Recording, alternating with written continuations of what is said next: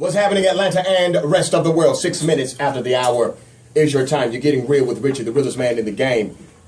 For those who know me, you know that I participate in a lot of mentoring programs as well as scholarship programs for our young people to make sure that they have a fighting chance in life. I'm very thankful that I benefited from mentorship from when I was a knucklehead to becoming now an ex-knucklehead on most days.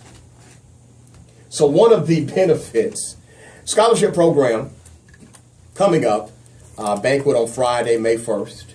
I want you guys to participate if you can. It will be held at the Doubletree Hotel in Tucker, Georgia. That's 4156 La Vista Road from 7:30 p.m. to 10:30 p.m. I'm the keynote speaker, and this is for the Boys to Men Christian Mentors Incorporated. Bishop Morton and others will be there. They are part of this, and the community is looking forward to raising money for these young people and making sure that these young guys get into college and we can take care of that bill for them. So participate. I have more information. If you want to call the guy who's organizing, his name is Chuck Jones, Deacon Chuck Jones, 404-640-4524, 404-640-4524. One more time, 404-640-4524. The tickets are only $35 per ticket. Going to a worthy cause. Everything is 100% tax deductible. 404-892-2703. It is Make It Happen Monday. In the studio, good friend, no stranger, remarkable man of God, Dr. Joseph L. Williams. He's also the executive producer and writer of Color Struck, a thought-provoking documentary that traces the historic implications of race as a social construct in the United States from its emergence during the 17th and 18th century to modern day. Color Struck explores the social, economic, and legal implications of race on ideologies, public policy, popular culture, and worldviews by some of the foremost authorities on race in modern day as it charts the far-reaching implications of race in our society. Also, pastor of Salem Bible Church. You know him. What's up, preacher? What's good? The real Richie. You doing good, man? Good to be here, man. I'm well. How are you? I'm good. Always good to see you. You too, man. This is number one timely. Yes. All right. So the documentary is showing at film festivals now. That's correct. Okay. Give us some background to this documentary. I wanted to produce and use another medium. Being a minister, I wanted to take a positive context and basically a positive approach to such a polarizing subject like race. People always arguing, fighting, and I wanted to present race in a different way. And that's why when I did the research, wanted to approach it as a social construct, which basically means that the concept of white, blacks, biracial, Hispanic is something that was made and created by human beings, and we are forced to be put in those different compartments. Have you found, and you interviewed some heavy hitters, have you found any pushback to this documentary? Because you are a pastor, you're in Atlanta, you have to deal with white people and black people alike. Have you found pushback from this project? Yes, I have, and I knew it wasn't going to be, I knew everyone wasn't going to receive it, but to be honest with you, a lot of our black brothers and sisters, older ones, don't want to release the concept of races, and I get that, generationally it's different, but there's been an overwhelmingly high support of the project. You're always going to have people going to say something. Absolutely. Yeah, well, that's always. The price. Criticism is the price you pay for leadership. That's right. As I always say. Tell us some of the people in the film. We've got Reverend Sharpton in the film. We've got Ann Jesse Jackson together, so that was pretty epic to get both of them together. Some educators, Dr. Joseph Graves, he's an evolutionary biologist. Rosalind Child, she is a professor here at Georgia State in the sociology department. So a lot of great people a part. What are the surprises of this film?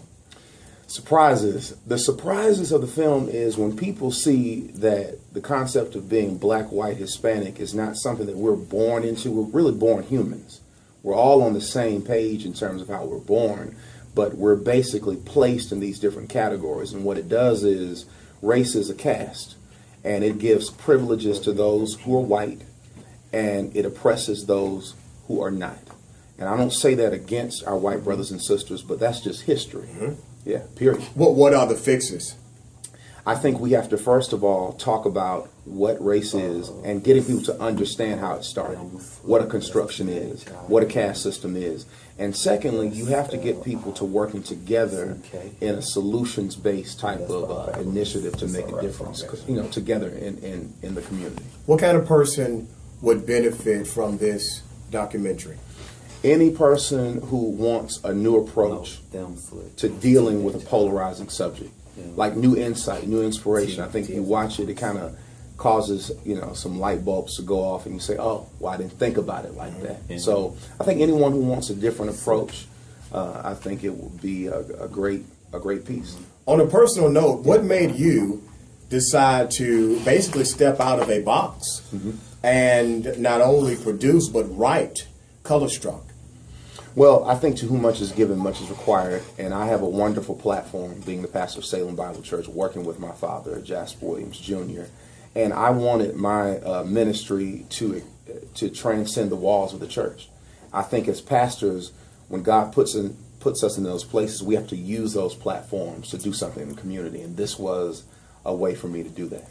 Do you feel that achievements such as President Barack Obama being elected president, and other milestones like having first African-American Attorney General, do you think those achievements are truly or a true reflection of us getting better at race relations, or they're not indicative at all? I think that's a great question. I think most people assume that we do live in a post-racial America when you see a brother in the White House, when you see all of these minorities, but I think racism and race relations is worse now, because it causes us to miss. Racism is coming so overt. It's coming so covert. I've never seen a man in the White House disrespected as much as our president. Yeah. So, a lot of people want to say it's better, but I think you're only looking at it through, rose-colored lenses. Right, and I think you're just looking at it for the random situations and sometimes intentional situations of black people being in certain positions. Absolutely. But it does not reflect the true psychology of America. It doesn't. You can't look at minority and majority presence to say that racism doesn't exist. And a prime example of that is South Africa. 50% of the world's gold comes from there. Yeah. And only 11% of their population was white. Yeah. But they ran it. So you can't look at it from that vantage point. It's other things that's going on. Well said. Tell listeners how they can connect with you and get this great documentary. I know it's not released yet. It will be after the film festival. Correct. But how can they connect?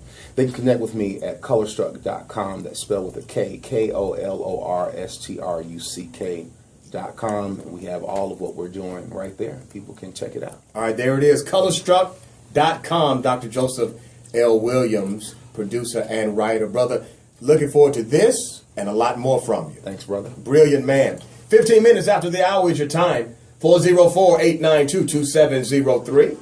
You're still getting real with the realest man in radio.